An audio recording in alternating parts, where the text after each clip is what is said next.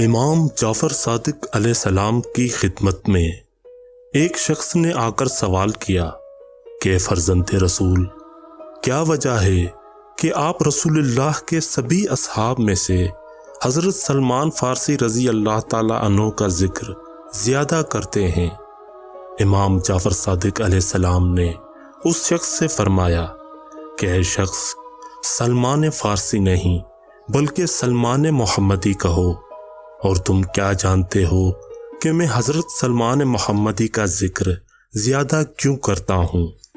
یاد رکھنا، حضرت سلمان محمدی کے 3 اوصاف اور خصلتیں ایسی ہیں جن کی وجہ سے میں ان کو سب سے زیادہ یاد کرتا ہوں۔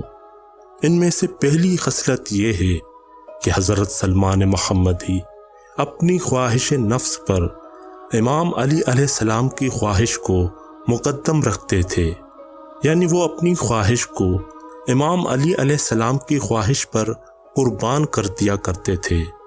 وہ یہی نہیں دیکھتے تھے کہ میری خواہش کیا ہے، بلکہ وہ یہ دیکھتے تھے کہ امام علی علیہ السلام کیا چاہتے ہیں۔ اور یاد رکھنا، یہی منزلت اطاعت و اتباع ہے۔